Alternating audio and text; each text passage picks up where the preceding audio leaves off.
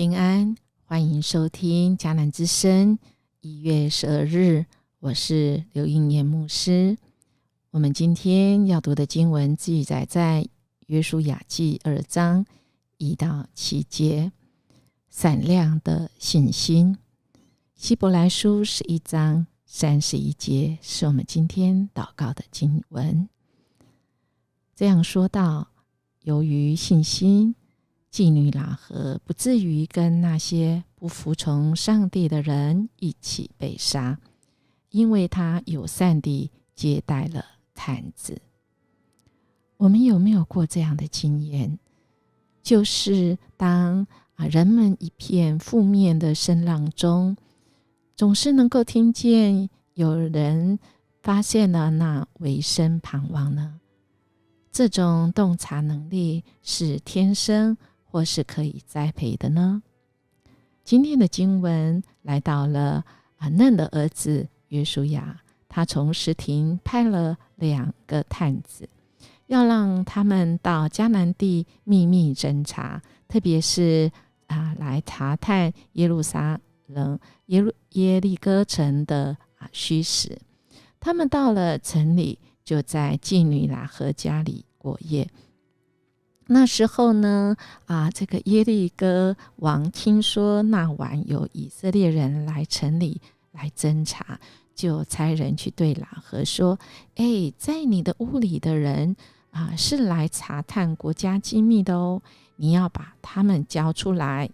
喇合说：确实有人来过我这里，但我不知道他们从哪里来。他们在太阳下山、城门关闭以前就离开了。我没有问他们要去哪里耶。如果你们赶快去追一定可以追上的。我们看到今天这段经文好有戏剧的张力也会觉得很紧张，对吗？我不知道您是对那2个探子觉得很惊心胆魄，或者是喇合，或者是约书亚。我们看到约书亚这个可能是因为过去的经验呢，当他承接新的时代的时候他成为神说拣选的这个领袖也带领了整个团队要进入延续到一个很荣耀的时代。但是呢在这往前的时候有这个真的是发生了一些事情，特别紧接下来我们看到嫩的儿子呢他就暗暗打发2个探子。那我们不免想到说这个约书亚自己曾经也是探子记得吗？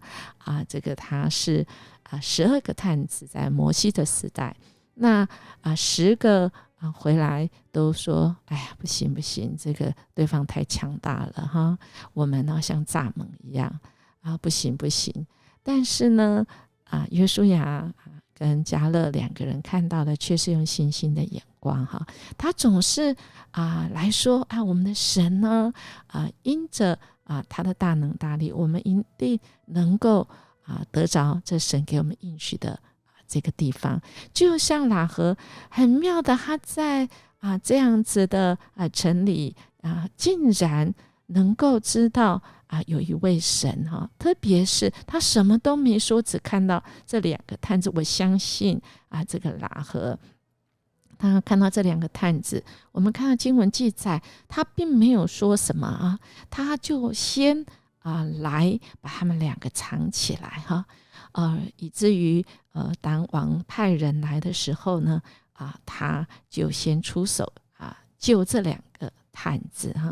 我有人这样子来做一个稍微做一个统计，以及去了解比对发现我们如果圣经翻译里面呢有写着嫩的儿子约书亚这几个字就会发现像今天这个章节今天我们虽然只有读7节，但是整个约书亚2章我们会发现头尾都是出现了嫩的儿子约书亚我们会发现这个接下来的继续的事情是嫩的儿子约书亚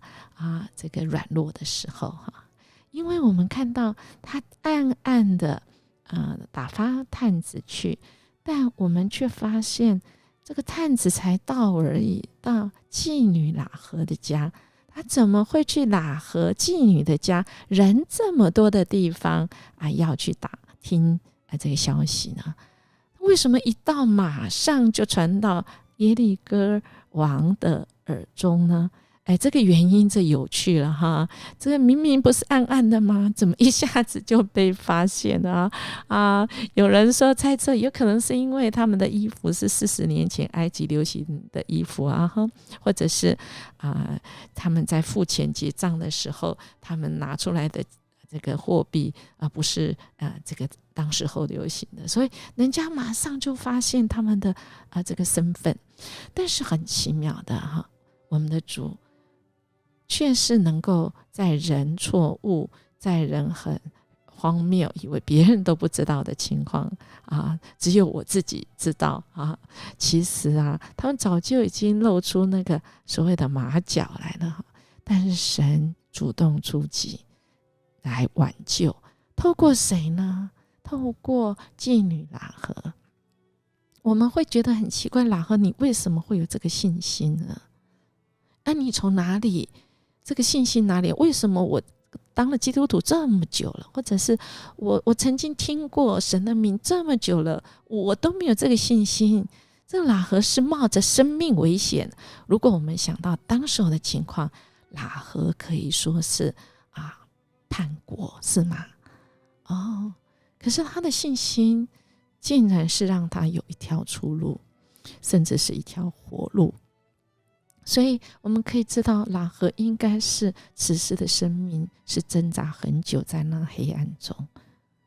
而当他心里有一股力量，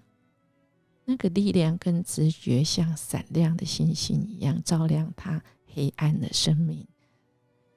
他醒悟过来，他要不一样，冒着生命危险他都要做对的事情。这就是神的力量，在很奇妙，在这个探子遇上了喇合这样的组合，看起来是很糟糕我们说这个探子真的是所谓的天兵不懂怎么当探子，但神要的是，如果你愿意顺服神，即便我们人的能力真的不够，